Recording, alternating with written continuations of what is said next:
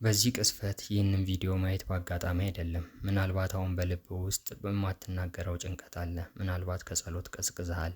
ምናልባትም ከቤተ ክርስቲያን ቀድሞ እንደነበረ አትቀርብም። ወንድሜ እህቴ፣ አንድ እውነት ልንገራችሁ። ሰይጣን ሰውን በአንድ ቀን አያጠፋም፣ በአንድ ጊዜ ከእግዚአብሔርም አያርቀውም። እርሱ ታጋሽ ነው። ዛሬ አንድ ጸሎት እንድትተው ያደርጋል። ነገ አንድ ቅዳሴ እንድትቀር ያደርጋል። ከዚህም በኋላ ነገ ንስሐ እገባለሁ እያልክ እንድትዘገይ ያደርጋል። በመጨረሻም ልብህ የእግዚአብሔርን ድምፅ መስማት ያቆማል። ይህ ነው የጠላት ትልቁ ድል እንጂ ሰውን በአንድ ትልቅ ኃጢአት መጣል አይደለም። መንፈሳዊ ጦርነት እውነት ነው። ብዙ ሰዎች የሚያስቡት መንፈሳዊ ጦርነት ለመነኮሳት ወይም ለባህታውያን ብቻ እንደሆነ ነው። ነገር ግን ስህተት ነው። በየቀኑ የምታደርገው ውሳኔ፣ የምትናገረው ቃል፣ የምታየው ነገር፣ የምታስበው ሀሳብ ሁሉ የመንፈሳዊ ጦርነት አካል ናቸው። ቅዱስ ጳውሎስ በኤፌሶን መልእክቱ ምዕራፍ 6 ቁጥር 12 ላይ እንዲህ ይላል፣ ትግላችሁ ከስጋና ከደም ጋር አይደለም፣ ነገር ግን ከአለቆች፣ ከስልጣናት፣ በዚህ ዓለም ጨለማ ገዢዎችና በሰማይ ስፍራ ካሉ የክፉ መናፍስት ጋር ነው ይለናል። ይህ ጦርነት በዓይን አይታይም፣ ግን በየቀኑ እየተካሄደ ነው። የጠላት የመጀመሪያ መሳሪያ ሀሳብ ነው። ኃጢአትን በድርጊት አይጀምረውም፣ በሀሳብ ይጀምረዋል። በገነት እባቡ ሔዋንን አላስገደዳትም። መጀመሪያ አንድ ጥያቄ ጠየቃት። እግዚአብሔር በእውነት እንዲህ አለ። ዘፍጥረት 3 ላይ ይህንን ያስቀምጥልናል። ጥርጣሬ በልብ ከገባ ኃጢአት መጣ። ዛሬ ሰይጣን በተመሳሳይ መንገድ ይሰራል።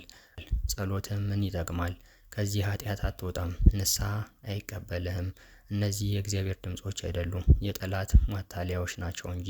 የቅዱስ እንጦንስን ትምህርት ስንመለከት የግብፅ በረሃ ላይ አባት የሆነው ቅዱስ እንጦንስን በመንፈሳዊ ትግል ብዙ ፈተና አሳልፏል። የቤተ ክርስቲያንም ትውፊት እንደሚያስተምረን በበረሃ ውስጥ ከብዙ ፈተናዎች ጋር ተጋድሏል።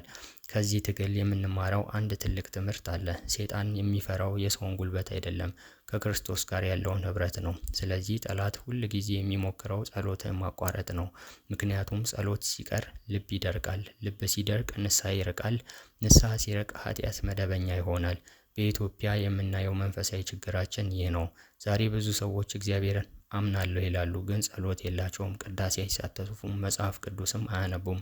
በማህበራዊ ሚዲያ ሰዓታትን ያሳልፋሉ፣ ነገር ግን 10 ደቂቃ ለጸሎት አይመድቡም። ይህ የጠላት ስውር ድል ነው። ሰውን ከቤተ ክርስቲያን በኃይል አላስወጣም፣ በማዘናጋት በማታለል ያስወጣል እንጂ። ቅዱስ ያሬድ የመንፈሳዊ ጥንካሬው ሚስጥር ተስፋ ለመቁረጥ ነበር። በትውፊትም ታሪኩን እንደምናውቀው ከተደጋጋሚ ሙከራ በኋላ ከትንሽ ቁጥር የጽናት ትምህርት ተማረ። ይህም በመንፈሳዊ ጉዞ እንዳይተው አበረታታው። እኛስ ብለን መጠየቅ አለብን። አንድ ቀን ጸልየን ምላሽ ባላገኘን እንተዋለን። አንድ ጊዜ ከወደቅን በኋላ አልችልም እንላለን። ይህ ግን የክርስቲያን መንገድ አይደለም። ክርስቲያን የሚለው ፈጽሞ ስለማይወድቅ አይደለም፣ ከወደቀ በኋላ ስለሚነሳ ነው እንጂ። የጠላት ትልቁ ውሸት አንተ አልተገባህም፣ እግዚአብሔር አይቀበልም፣ በጣም ራቅ፣ ይህንን ድምፅ ከሰማህ እወቅ፣ የወንጌል አትመጣም። ክርስቶስ እንዲህ አላለም፣ ወደ እኔ የሚመጣውን ከቶ ወደ ውጪ አልጥለውም ብሏል። ይህንን ያለው በዮሐንስ ወንጌል ምዕራፍ 6 ቁጥር 37 ነው። ይህ የጌታችን ቃል ነው። ስለዚህ እስትንፋስ እስካለ ድረስ የንስሐ በርን ክፍት ነው። ከዛ በተጨማሪ 7 ሰይጣን ክርስቲያኖችን ከእግዚአብሔር ለማራቅ የሚጠቀምባቸው ስውር ወጥመዶችን እናያለን። ይህንን ስናይ ወንድም እህቴ፣ ሰይጣን ሁል ጊዜ በግልጽ መንገድ አይመጣም። እርሱ ቀንድ ያለው ፍጡር ሆኖ በቤት በር ላይ አይቆምም። ብዙ ጊዜ የሚመጣው መደበኛ በምትለው ነገር ውስጥ ነው። በምታስበው ሀሳብ፣ በምትመለከተው ቪዲዮ፣ በምታደርገው ልማድ፣ በምታገኛቸው ሰዎች። በዚህ ክፍል የሰይጣን 7 ስውር ወጥመዶች የምንላቸው እንመለከታለን። እነዚህ 7 ነጥቦች በመጽሐፍ ቅዱስና በቤተ ክርስቲያን መንፈሳዊ ትምህርት የሚደገፉ ሲሆኑ 7 የሚለው ቁጥር የማጠቃለያ አቀራረብ እንጂ መጽሐፍ ቅዱስ በዚህ ቅርጽ የሰጠው ዝርዝር እንዳልሆነ እንድትገነዘቡልኝ እወዳለሁ። አንደኛው የመዘናጋት ወጥመድ ነው። ሰይጣን በመጀመሪያ ኃጢአትን እንድትሰራ አያደርግም። ከእግዚአብሔር ጋር የምታሳልፈውን ጊዜ እንድታጣ ያደርጋል። ዛሬ በጣም ደክሞኛል፣ ነገ ጸልያለሁ፣ ዛሬ ቅዳሴ አልሄድም፣ አንድ ቀን ብቻ፣ እንዲህ እያልን በመንፈሳዊ ሕይወታችን ያቀዘቅዘናል። ጌታችን እንዲህ ብሏል፣ ትጉና ጸልዩ ወደ ፈተና እንዳትገቡ። በማቴዎስ ወንጌል ምዕራፍ 26 ቁጥር 41 ላይ ያለ ጸሎት የቆየ ልብ ቀስ በቀስ ይደነዝዛል። ኢትዮጵያዊ ምሳሌ ስናይ አንድ ገበሬ ዘር ከዘራ በኋላ ውሃ አያስፈልገውም ቢል መሬቱ ይደርቃል። እንዲሁም ጸሎት የሌለበት ልብ መንፈሳዊ ፍሬ አያፈራምና። ሁለተኛው መንገዱ የትዕቢት ወጥመድ ነው። ትዕቢት ሁል ጊዜ እኔ ከሌሎች እሻላለሁ በሚል ቃል ብቻ አይገለጥም። አንዳንድ ጊዜ ማንም ምክር አያስፈልገኝም፣ ካህኑ ምን ያውቃል፣ መንፈሳዊ አባት አያስፈልገኝም በሚል ሀሳብ ይጀምራል። እግዚአብሔር ትዕቢተኞችን ይቃወማል፣ ለትሑታን ግን ጸጋን ይሰጣል ይላል በያዕቆብ መልእክት ምዕራፍ 4 ቁጥር 6 ላይ። የቤተ ክርስቲያን አባቶች ትህትናን የበጎ ምግባራት መሰረት አድርገው ያስተምራሉ። ምክንያቱም ትዕቢት ሰውን ከምክር እና ከንስሐ ስለሚያርቁ። ሶስተኛው የተስፋ መቁረጥ ወጥመድ ነው። ሰይጣን ሁለት ነገር ይፈልጋል። አንደኛ ኃጢአትን እንድንሰራ፣ ሁለተኛ ከሰራን በኋላ ይቅር አይላችሁም በሚል ተስፋ እንድንቆርጥ ያደርጋል። ይሁዳ ተስፋ ቆረጠ፣ ቅዱስ ጴጥሮስ ግን አለቀሰ፣ ተመለሰ፣ ይቅርታም አገኘ። ልዩነታቸው የወደቁበት አይደለም የተመለሱበት መንገድ ነው እንጂ። እግዚአብሔር በቸርነቱ ወደ ንስሐ ይመራሃል ይላል በሮሜ መልእክቱ ምዕራፍ 2 ቁጥር 4 ላይ። አራተኛ የቁጣና የይቅርታ እጦት ወጥመድ ነው። አንዳንድ ሰዎች ይጾማሉ፣ ይጸልያሉ፣ ቅዳሴም ይሳተፋሉ፣ ይሄዳሉ፣ ግን አንድን ሰው ለዓመታት ይጠላሉ። ጌታችን እንዲህ አለ፣ እናንተ ይቅር ካላችሁ የሰማይ አባታችሁ ይቅር ይላችኋል በማቴዎስ ወንጌል ምዕራፍ 6 ቁጥር 14 ላይ። ይቅርታ ማለት የተደረገውን በደል መርሳት ሳይሆን ቂምን ለእግዚአብሔር መተው ነው። አምስተኛ የሐሰት ደህንነት ወጥመድ ነው። እኔ ኦርቶዶክስ ነኝ፣ ተጠምቄያለሁ፣ ቤተክርስቲያን እሄዳለሁ። እነዚህ ታላላቅ ጸጋዎች ናቸው። ነገር ግን የክርስትና ሕይወት ስም ብቻ ሳይሆን በየቀኑ የሚኖር ሕይወት ነው። ቅዱስ ያዕቆብ እንዲህ ይላል፣ እምነት ያለ ስራ ሙት ነው ይላል። ይህን የሚለን በያዕቆብ መልእክት ምዕራፍ 2 ቁጥር 17 ላይ ነው። እምነት በፍቅር በትህትና በጸሎትና በንስሐ ሕይወት ይገለጻል። ስድስተኛው የዓለም ፍቅር ወጥመድ ነው። ችግሩ ገንዘብ መኖር አይደለም።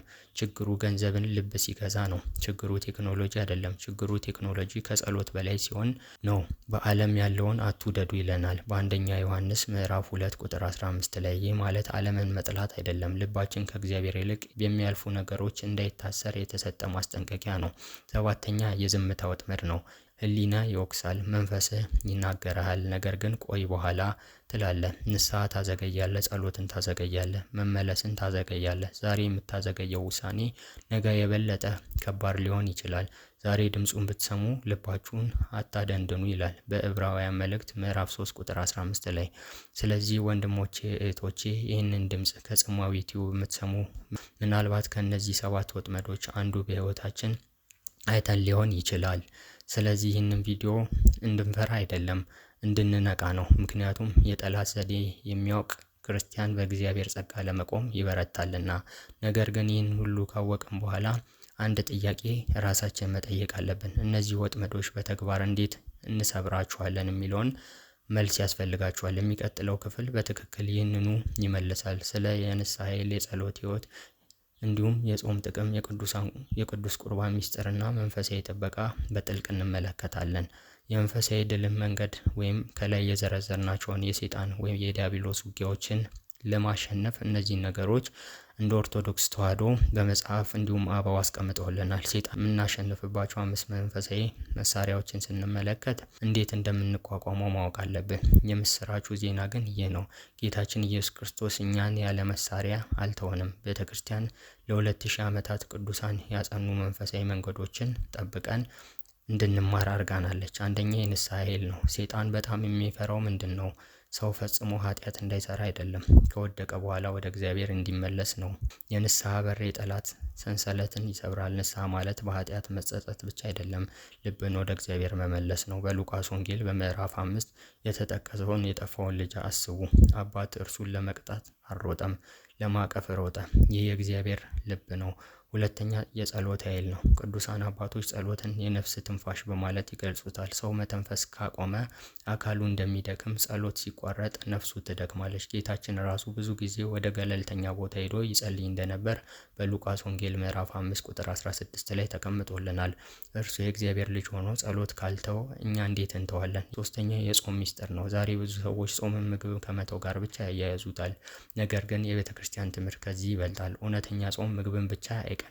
ቁጣ፣ ሐሜትን፣ ትዕቢትንና ክፉ ሀሳብን ይቀንሳል። ጌታችን 40 ቀን ጾመ፣ የፈተናውን ውጊያ ተቋቋመ። ይህንን የምናገኘው በማቴዎስ ወንጌል ምዕራፍ 4 ላይ ነው። ጾም ከጸሎት ጋር ሲሆን መንፈሳዊ ጥንካሬን ይሰጠናል። አራተኛ ቅዱስ ቁርባንና የቤተ ክርስቲያን ሕይወት ነው። ክርስቲያን ብቻችንን የምንኖር መንገድ አይደለም።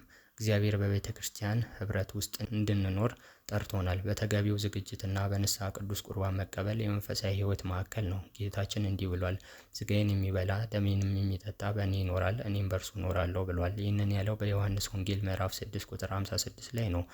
አምስተኛ ቃሉን መኖር ነው። ብዙዎቻችን መጽሐፍ ቅዱስ እናነባለን፣ ግን ጥያቄው ይህ ነው፣ ቃሉ እኛን እየለወጠን ነው የሚለውን ጥያቄ መመለስ አልቻልንም። ቅዱስ ያዕቆብ እንዲህ ይላል፣ ቃሉን ፈጽማችሁ ኑ፣ ሰሚዎችን ብቻ አትሁኑ። ያዕቆብ መልእክት ምዕራፍ 1 ቁጥር 22 ላይ ወንጌል የምናነበው ለመረጃ ሳይሆን ለለውጥ ነው። ራሳችንን እንፈትሽ። ዛሬ ከእግዚአብሔር ጋር ያለን ግንኙነት ምን ይመስላል? ጸሎት እያበረታን ነው ወይስ እያቀዘቀዝን? በፍጥነት ወይ ንስሐ እንመለሳለን ወይስ እንዘገያለን? የሚያስተውል የህሊና ድምፅ እንሰማለን ወይስ ደንዝዘናል? እግዚአብሔር ዛሬ እየጠራን ከሆነ ያንን ጥሪ አለመዘግየት አለብን። ዛሬ የመመለስ ቀን ነው። ስለዚህ የመጨረሻ ክፍል አድርገን የምናየው አጠቃላይ እግዚአብሔር አሁን እየጠራን ያለበትን መንገድ ነው። ምናልባት አንተ ከራስህ ርቀህ፣ ነገር ግን እርሱ ካንተ አልራቀም። በቅዱስ መጽሐፍ ውስጥ ይህንን እውነት ደጋግመን እናያለን። አዳም ከወደቀ በኋላ እግዚአብሔር አዳም ወዴት ነህ ብሎ ጠራው። ዘፍጥረት 3 ምዕራፍ 9 ላይ። ይህ የቦታ መጥፋት አልነበረም፣ መንፈሳዊ ሁኔታ ጥያቄ ነበር። ዛሬ ያው ድምፅ ለእያንዳንዳችን ይሰማል። ልጅ ወዴት ነህ ይለናል። የቅዱስ ጴጥሮስ ትምህርትን ስንመለከት ቅዱስ ጴጥሮስ ጌታውን 3 ጊዜ ካደ። ይህ ትልቅ ውድቀት ነበር። ነገር ግን በዚያ ታሪክ የሚያስደንቅ ነገር አለ። ጌታ ከትንሣኤ በኋላ ጴጥሮስን አላዋረደውም፣ አልነገረውም። ከዚህ ይልቅ ትወደኛለህ ወይ ብሎ ጠየቀው። በዮሐንስ ወንጌል ምዕራፍ 21 ከቁጥር 15 እስከ 17 ተጽፎልን የምናገኘው። ከዚያ በጎቼን ጠብቅ አለው። ይህ የእግዚአብሔር ጸጋ ነው። ንስሐ የገባ ሰው እንደገና ወደ አገልግሎት ይጠራል። የኢዮብን ጽናት ስንመለከት ሕይወት በፈተና ውስጥ ከሆነ የኢዮብ ታሪክ አስብ። ሀብቱን አጣ፣ ልጆቹን አጣ፣ ጤንነቱን አጣ። ነገር ግን እምነቱን ለመጣል አልመረጠም። የኢዮብ ድል ፈተና ስላመጣበት አልነበረም፣ በፈተናው ውስጥ በእግዚአብሔር ስለታመነ ነበር። እውነተኛውን ድል ምንድን ነው? ብዙ ሰዎች ድል ማለት ምንም ፈተና እንደማይመጣ ያስባሉ። ነገር ግን ክርስቲያናዊ ድል ይህ አይደለም። እውነተኛ ድል በፈተና ውስጥ መጸለይ፣ ከወደቁ በኋላ በንስሐ መነሳት፣ የሚጠሉህን መውደድ፣ በችግር ውስጥም እግዚአብሔርን ማመስገን ነው። ይህ ነው ቅዱስ የሆነ ድል ወይም መንገድ። ዛሬ ምን ማድረግ አለብን የሚለውን ስናይ ምናልባት የተቆራረጠውን ጸሎት መጀመር፣ ወደ ቤተክርስቲያን መመለስ፣ ከካህን ጋር ተነጋግረን ንስሐ መግባት፣ የጎዳን ሰው ይቅርታ መጠየቅ፣ የጎዳናቸውን ሰዎች ይቅር ማለት ነው። ነገ የአንተ እንደሚሆን ማንም ዋስትና አልሰጠም። መጽሐፍ ቅዱስ እንዲህ ይለናል፣ ዛሬ ድምፁን ብትሰሙ ልባችሁን አታደንድኑ ይላል። ይህን የሚለን በዕብራውያን መልእክት ምዕራፍ 3 ቁጥር 15 ላይ ነው። አቤቱ መድኃኔዓለም ኢየሱስ ክርስቶስ የተሳሳትንበትን መንገድ እንድናውቅ አብራራለን። የጠላትን ማታለያ እንድናውቅ ጥበብን ስጠን። ልባችንን በንስሐ አድስ፣ በጸሎት አጽናን። በእውነት አቁመን፣ ከትዕቢት፣ ከስንፍና፣ ከፍርሃት፣ ከማታለያ ጠብቀን። በቅድስና መንገድ እስከ መጨረሻ እንድንጸና መንፈስ ቅዱስ አበርታን። በእመቤታችን በቅድስት ድንግል ማርያም ምልጃ፣ በመላእክትና በቅዱሳን ጸሎት ማረን፣ አሜን። ይህንን ቪዲዮ እስከ መጨረሻው ያያችሁ ኦርቶዶክሳውያን በሙሉ ቪዲዮ ለወዳጅ ዘመድ እንዲሁም ለኦርቶዶክሳውያን እንዲደርስ ጽማዊ ቲዩብን ላይክ፣ ሰብስክራይብ በማድረግ እንዲሁም ቪዲዮን ሼር በማድረግ ለሁሉም የሕይወት ምግብን ከጽማዊ ቲዩብ ጋር በመወዳጀት እንዲያገኙ እንድታደርጉ በእግዚአብሔር ስም እንጠይቃለን። ሰላም ቆዩ።